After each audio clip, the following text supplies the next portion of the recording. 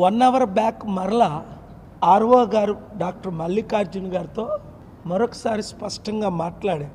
మా డిమాండ్ ఏంటంటే parliament election Visakhapatnam 7 strong రూమ్స్కి నలుదిక్కుల సీసీటీవీ కెమెరాలు పెట్టి ఆ లైవ్ లింక్ మాకు క్యాండిడేట్లకి ఇవ్వాలని supreme court guide lines, election commission guide lines ప్రకారం నేను అడగడం జరిగింది.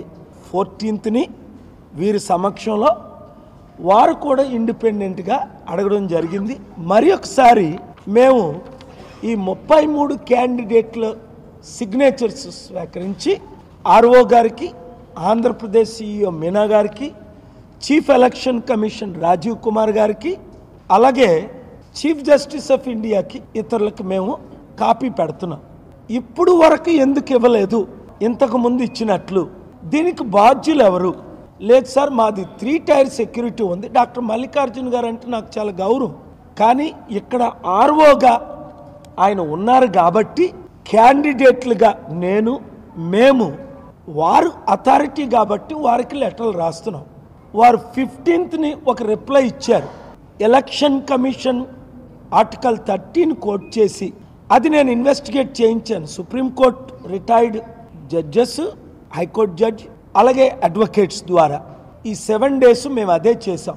పార్లమెంట్లో పెట్టిన బిల్లు, అసెంబ్లీలో పెట్టిన బిల్లు, ఎలక్షన్ కమిషన్కి ఇచ్చిన అథారిటీస్ ఏంటి, అయితే మా ఫండమెంటల్ రైట్స్ ఏంటి సిటిజన్స్గా, ఎస్పెషలీ క్యాండిడేట్స్గా, because we are representing the people of Visakhapatnam. వారు ఎలక్షన్ కమిషన్ వారు బిల్ పాస్ చేయడానికి లేదు, వాళ్ళకి పవర్స్. పార్లమెంట్కి ఉంది, అసెంబ్లీకి ఉంది. పార్లమెంట్ ఏమిచ్చింది? వాళ్ళకి అథారిటీస్ ఇచ్చాయి, గైడ్ లైన్స్ ఇచ్చి. ఆ గైడ్ లైన్స్లో ఈ 13 రాలేదు. అది నేను కోట్ చేసి మరలా 18 మరో లెటర్ రాశాను. మరలా ఈరోజు ఇంకొక 3 పేజ్ లెటర్ ఇప్పుడు 12:20కి రాయడం జరిగింది. అది ఆర్ఓ గారికి, ఏపీ చీఫ్ ఎలక్షన్ కమిషన్కి, చీఫ్ ఎలక్షన్ ఆఫీసర్కి, ఇండియన్ చీఫ్ ఎలక్షన్ కమిషన్కి పంపిస్తున్నాం.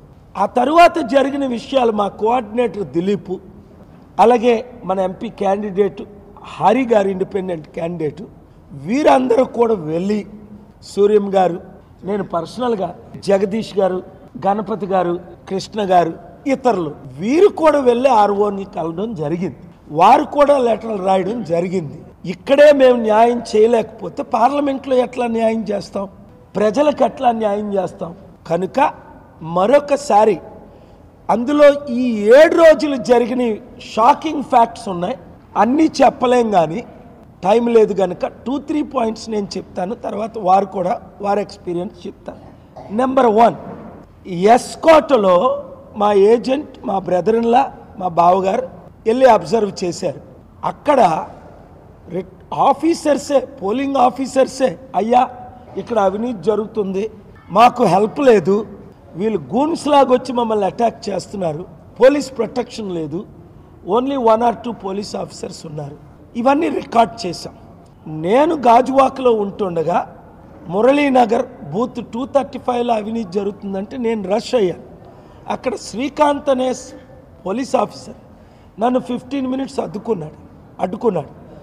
వైసీపీ గూన్స్ రిప్రజెంటేటివ్స్ నన్ను అక్కడికి దిగకుండా అడ్డుకున్నాడు. బూత్ 235లోకి నేను యాజ్ అ క్యాండిడేట్గా వెళ్తే ఆ పోలీస్ ఆఫీసర్ వచ్చి నన్ను మీరు ఇక్కడి నుంచి బయటికి వెళ్ళిపోవాలని డిమాండ్ చేసి, ఇవన్నీ రికార్డెడ్గా ఉన్నాయి. వాళ్ళకి సీసీటీవీ కెమెరాలో, మా ఫోటోలో.